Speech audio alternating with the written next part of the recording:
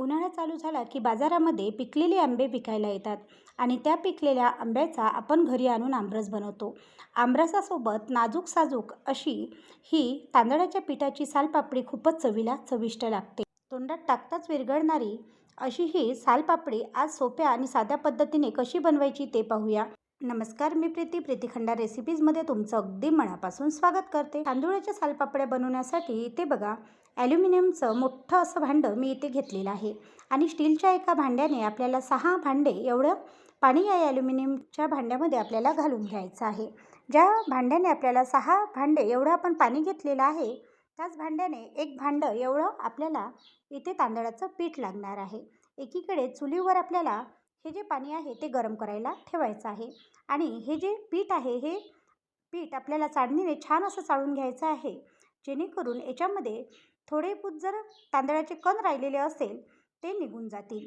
तर इथे बघू शकता अशा प्रकारे एक चाळणी आपल्याला घ्यायची आहे आणि हे जे पीठ आहे ते आपल्याला चाळून घ्यायचं आहे. पीठ चाळल्यानंतर तुम्ही बघू शकता गिरणीमधून दळून आणल्यानंतर थोडेफार जे कण असतात ते याच्यामध्ये शिल्लक राहतात आणि तेच कण आपल्याला चाळून काढून टाकायचे आहे.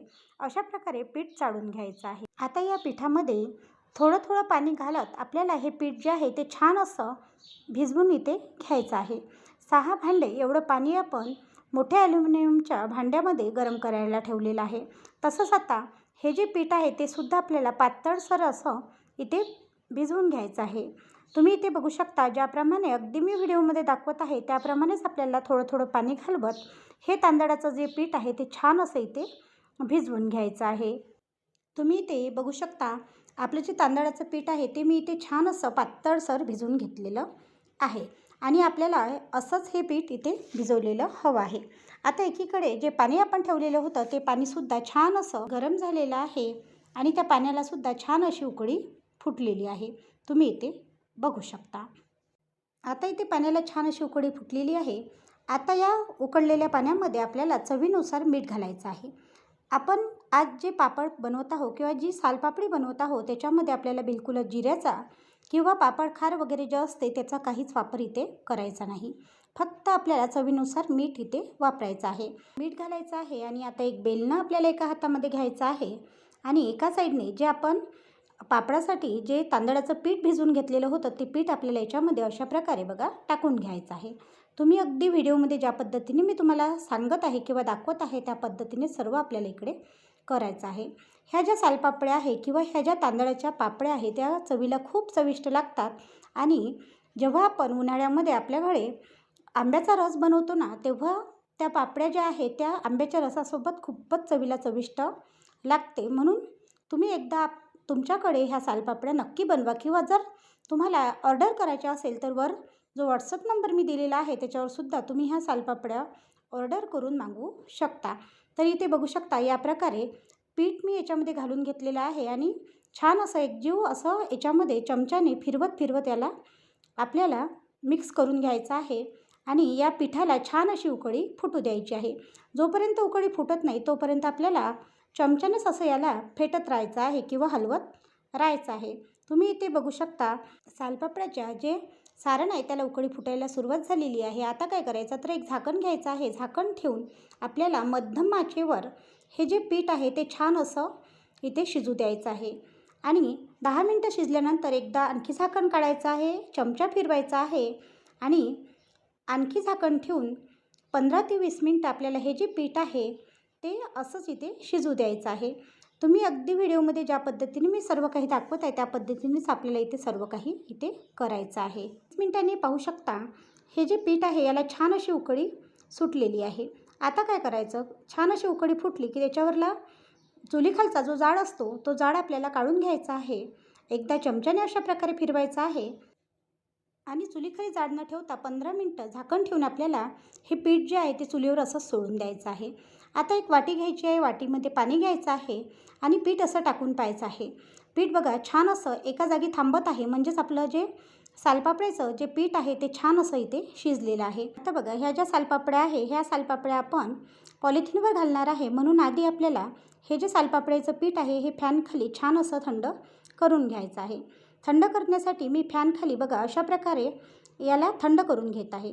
पूर्णतः छान असं पीठ थंड झाल्यानंतर आपल्याला काय करायचं आहे, तर आपल्याला इथे आणखी 2 स्टीलचे भांडे घ्यायचे आहे आणि त्या दोन्ही भांड्यामध्ये हे जे पीठ आहे ते अर्धं करून वेगवेगळं करून घ्यायचं आहे. कारण की आपण कलरच्या अशा रंगबेरंगी सालपापड्या बनवणार आहोत. त्याच्यासाठी आपल्याला हे पीठ 2 ते 3 भागात आपल्याला वेगळं करून घ्यायचं. तर इथे मी 2 स्टीलचे असे भांडे घेतलेले आहे आणि त्या स्टीलच्या भांड्यामध्ये हे जे पीठ आहे ते मी अशा प्रकारे बघा काढून घेणार आहे. आता आपल्याला इथे घ्यायचा आहे फूड कलर. तर एक मी ऑरेंज फूड कलर घेणार आहे आणि एक हिरवा फूड कलर घेणार आहे.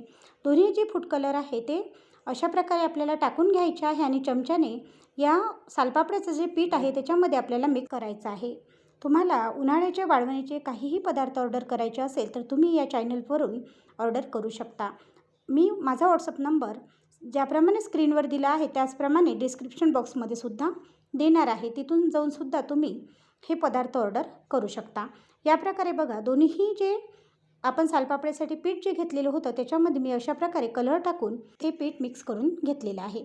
तर चला आता आपण छान अशा सालपापड्यासुद्धा बनवून घेऊया. तर सालपापड्या घालण्यासाठी इथे बघा मी गच्चीवर आलेली आहे आणि ज्या सालपापड्या आहेत त्या अशा प्रकारे बघा मी पॉलिथिनवर घालून घेत आहे. आपल्याला काहीच नाही करायचं, तर चम्मचने आपल्याला हे सालपापड्याचं पीठ घ्यायचं आहे.